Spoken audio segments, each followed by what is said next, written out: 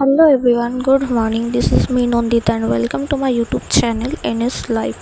তো আজকে চলে এসেছি অন্যরকম একটা ভিডিও নিয়ে। অন্যরকম কেন বলছি, কারণ এতদিন আমি যে ভিডিওগুলো করেছি সেগুলো হয়তো আমি এখানে ওখানে যাচ্ছি সেইগুলো তোমাদের সাথে শেয়ার করছি, মানে কোথাও গেলে তখন আমি ভিডিও করতাম।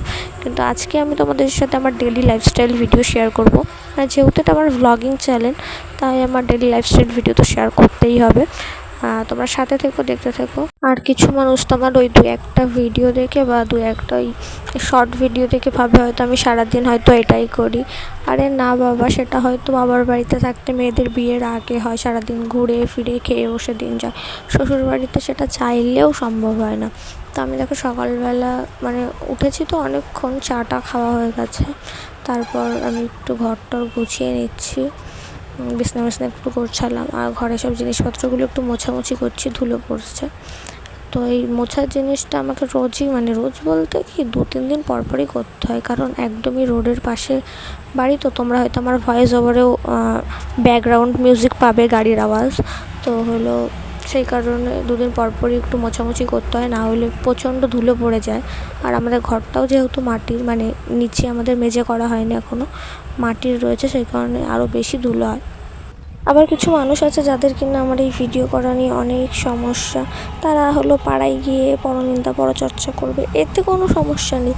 কিন্তু কোনো বাড়ির বউ মেয়ে যদি হলো পাড়ায় গিয়ে সেই টাইমটা ওয়েস্ট না করে ভিডিও বানিয়ে কাজে লাগানোর চেষ্টা করে, নিজে পায়ে দাঁড়ানোর চেষ্টা করে, তো তাতে যাদের মানে যত সমস্যা, আমি জানি না কেন। তো আমার ভিডিও করা নিয়ে যাদের প্রবলেম আছে, তোমরা তোমাদের প্রবলেম নিয়ে থাকতে পারো, আমার কোনো অসুবিধা নেই। তো আমার মনে হয় আমার যেটাতে সুবিধা, আমি আমার সংসার সামলানোর পাশাপাশি যদি আমি নিজে পায়ে দাঁড়াতে পারি, তো আমি সেটাই করব। আমার মনে হয় এতে কোনো খারাপ কিছু নেই। তো এইসব কথা সাইডে রেখে তো দেখতেই পাচ্ছ আমি এখন আবার বাসন মাজতে চলে এসেছি। সকালে চাটা খাওয়া হয়েছিল, আর কিছু বাসন ছিল সেগুলো। আর আমাদের কলপাটে মানে জায়গাটা অনেকটা ছোট, তো এইভাবেই আমাকে ঝুঁকে বাসন মাজতে হবে, সমস্ত কাজকর্ম কলপাটেভাবেই করতে হয়। অসুবিধা হয় খুব, তবু মানে করার তো কিছু নেই, এখন যা আছে সেইভাবেই মানিয়ে চলতে হবে। তো এখানে আমি আবার স্টোভে ভাতও বসিয়ে দিয়েছি। মানে গ্যাসটা শেষ হয়ে গেছে, সেই কারণে এখন স্টোভে করতে হচ্ছে। এভাবেই রোদের মধ্যে সিঁড়ির পাশে, মানে যেখানে গ্যাস আছে ওখানে সেমন একটা জায়গা নেই। আসলে সবই কপাল, আর কিছুই না। তারপর দেখতে পাচ্ছ আমি মানে ঘরটা ঝাড় দিয়ে নিচ্ছি, যেহেতু সব কিছু ঝাড়াঝুড়ো করেছিলাম, ধুলোও ছিল। সকালে একবার অবশ্য ঝাড় দিয়েছি, আর হলো আবার দিয়ে নিচ্ছি। তো তারপর আমি মানে ছাদে চলে গেছিলাম জামা কাপড়গুলো মেলতে, অনেকগুলো জামা কাপড় ছিল। তো সেগুলো সব আর বিছনা টিছনা সব ছেড়েছি, যে মশারিটাও বার করেছিলাম, যে মশারিটাও অনেক দিন হয়ে গেছে যে ধোয়া হচ্ছে না, তাই ওটাও ধুয়ে দিলাম। আগের দিনও অনেকগুলো জামা কাপড় কেচেছিলাম, তো আজকেও দেখি অনেকগুলো রয়েছে, তো সেগুলো আবার সব ধুয়ে দিলাম।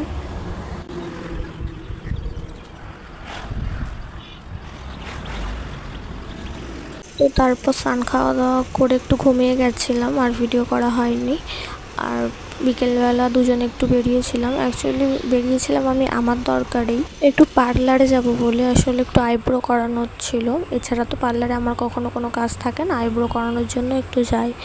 ওই তাও আবার বলতে গেলে পরের দিন, মানে কালকে হলো আমাদের এক দাদার বিয়ে, মানে সম্পর্কে আমার ভাসুর হয়, তো যাবো বিয়েতে। তো আইব্রো না করালেও তো একটু কেমন লাগে, সেই কারণে বেরিয়েছিলাম। আর একটু কসমেটিকের দোকানেও যাওয়ার ছিল, টুকটাক কিছু মানে জিনিস নেওয়ার ছিল।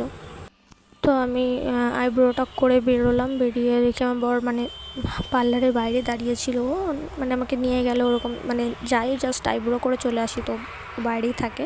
তো তারপর একটা কসমেটিকের দোকানে গেলাম, আসলে ওই safety pin, U pin, Bobby pin সেগুলো নেব। আসলে এইসব জিনিস তুমি যতই কেনো না কেন, দরকারের সময় আর পাওয়া যায় না, সব হারিয়ে যায়। আর তো এইটুকুই এক জিনিস নেওয়ার ছিল, তারপর আমরা দুজনে আবার বাড়ি চলে আসি। তো আজকের ভিডিওটা এই অবধি। যদি তোমাদের ভালো লাগে লাইক, কমেন্ট, শেয়ার, সাবস্ক্রাইব করো। আর হলো যদি তোমরা এই ধরনের ভিডিও দেখতে চাও, সেটা আমাকে কমেন্টে জানাতে পারো।